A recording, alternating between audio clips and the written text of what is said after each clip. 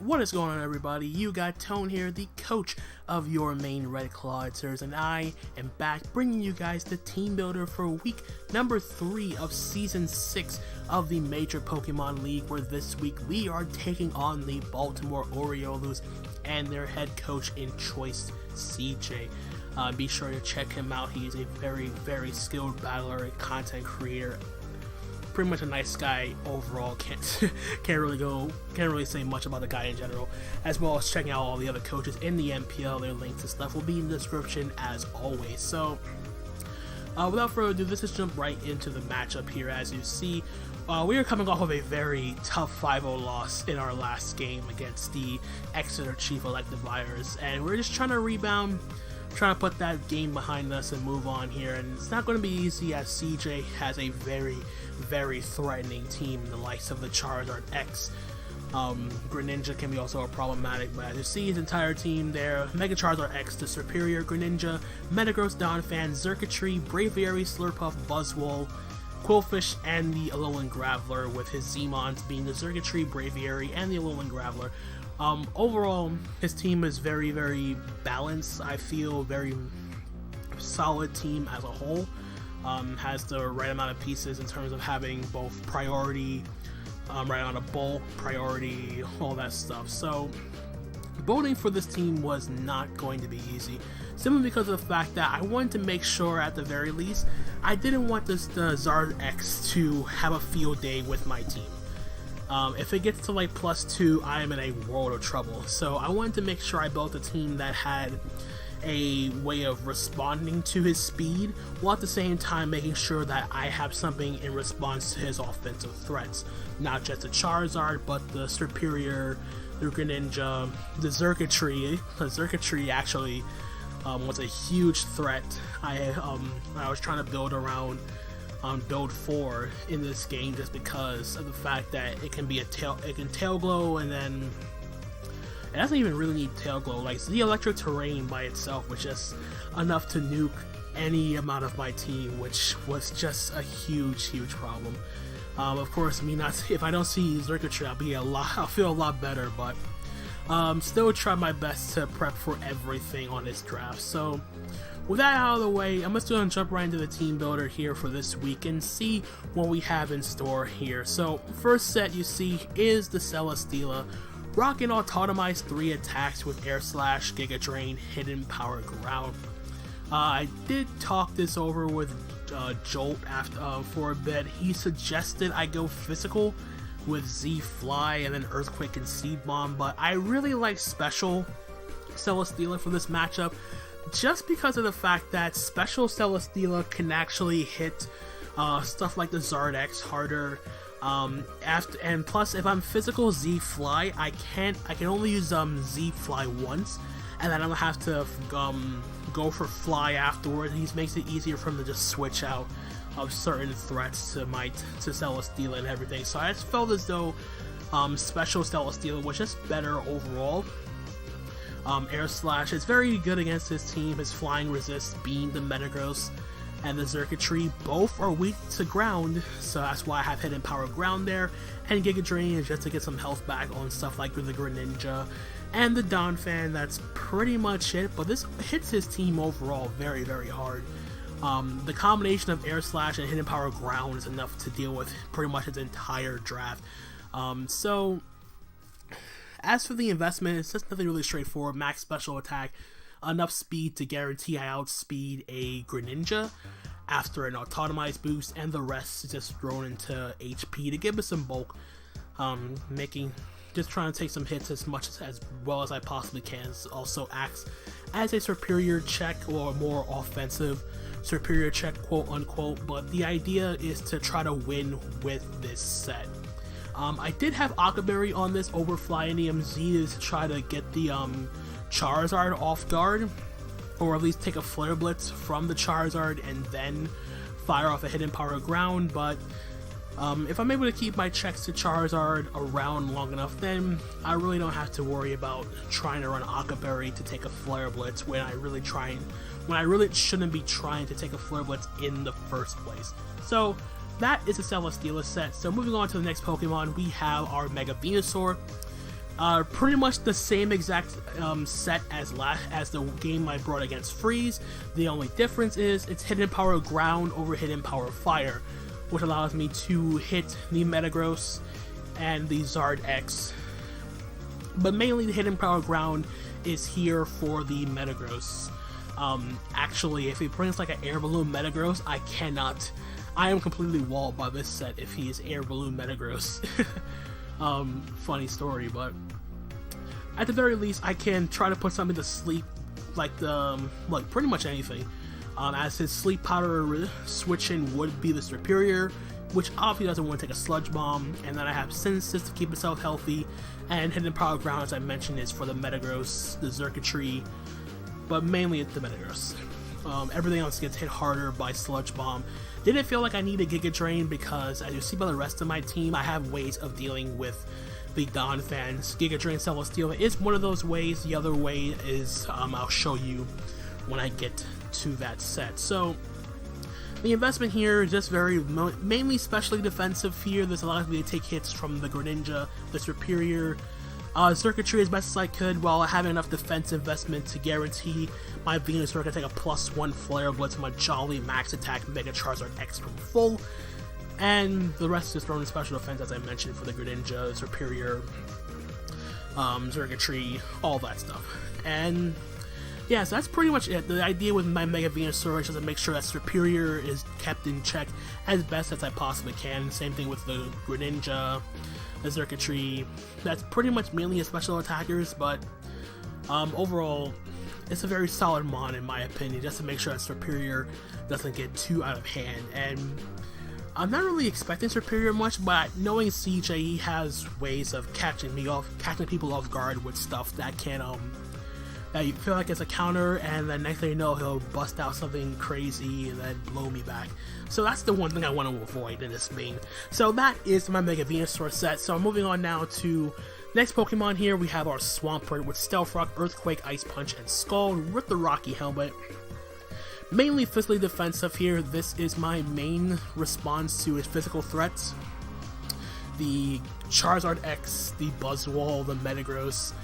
Metagross, mainly a check, because knowing him, he could run Grass Knot on Metagross for the Swampert. I actually see it being a possibility, but more than likely I'm going to forget about Grass Knot Metagross at some point. But in any case, this is just my way of checking the Zardex. It's pretty much my only real response to a Zardex. He's forced to make contact with my Swampert here. Let's see, just try to keep me at bay with like a Earthquake. In which case I have Earthquake of my own. Ice Punch is here for the Braviary, the Superior. And Scald is just nice to try to snag a bird on stuff like Donphan or whatnot. But the idea is going to be trying to get a Toxic on the Donphan, as I'll get to with the next Pokemon. But mainly this is just here to make sure that I have a switch into the Charizard, to the Buzzwole, a check to Braviary, all that sort of stuff. So nothing really much else to say about the investment. It's mainly physically defensive. I put a little bit of special defense investment. This at the very least lets me avoid being too KO'd by Life Orb Dark Pulse from Greninja, but it's kind of like minuscule because Greninja can just Grass Knot or Hydro Pump, whatever the case may be, against Swampert. And I'm not going to stay with Swampert on a Greninja in the first place. That's what my Venusaur is there for. So that is the Swampert. Then we get to the real juicy set, or not really juicy set, but we get to our Raikou here, and as you can see, it's essentially Vincoon, but it's Vinku. As you see, Substitute, Toxic, Protect, and Thunderbolt. His electric immunity is the Donphan. I'm expecting the Donphan to want to come in on the Raikou, eat up the Thunderbolt. They can take a Hidden Power Ice if EV'd correctly. And I'm just going to try to Toxic and whittle that thing down as best as I can with this Raikou set. This is also nice for being a check to the Xurkitree. I can be a switch into Braviary if I need to be. Is also can PP stall Superior out of Leaf Storms if I do the predictions right and I get behind a Substitute. I can Protect, force him to waste the a Leaf Storm, which is 2 PP, which means he essentially will only have 4 Leaf Storms against my Raikou if I do this correctly. And if he's under the influence of Poison, the Poison will rack up, and essentially this Raikou can put in a ton of work against his team. I can get the, if I can whittle down the Donphan, if I can Toxic the Charizard actually, that would be amazing. But pretty much if I can, it's mainly here as a lure, some quote unquote, for Donphan. Donphan would be the primary response to this Raikou set here, as I can't really touch it outside of Toxic. But if I can stall it out a bit with a combination of Substitute and Protect, I can whittle them down to the point where Donphan is not going to be much of a threat or a defensive switch in to the next Pokemon, as I'll get into being my Lycanroc. But this is just a very straightforward max HP, nearly max speed, just to make sure I outspeed a non-Scarf Superior, as put the rest in special attack just to give it some slightly added power to Thunderbolt. So that is the Raikou set. So now we're going to move on to the last 2 months here. The first one, finally bringing Lycanroc Dusk, Stone Edge, Accelerock, Drill Runs, and Headbutt with the Life Orb. This is my way of offensively checking the Mega Charizard X. If he gets to +1, I can force him out with a Life Orb Accelerock. I can pretty much dent his entire team with the combination of moves. And like I said, if I'm able to whittle down his defensive switch-ins to Lycanroc, mainly the Donphan for the most part, and the Buzzwole. With Buzzwole, I can just then Headbutt, but other than that, if I can whittle down those defensive switch-ins to Lycanroc Dust with my Raikou, then it makes it a lot easier for my Lycanroc Dust. It also makes it easier if I can whittle down the Metagross with my Swampert with Rocky Helmet. I can whittle down, if I can get the Braviary in range of a Life Orb Accelerock, I will try to do that as best as I can. But overall, this set is actually doing very good. I might use it as like an early game sort of set, or just try to save it in the back for a late game to make sure that Charizard is always kept in check. There's also another issue of this team having no removal, so I might be a little bit worried about if he brings Sticky Web with Slurpuff, but I tried my best with the options I had available, and I just couldn't fit Defog, much less Hydreigon on this team. As you see, I don't have Hydreigon.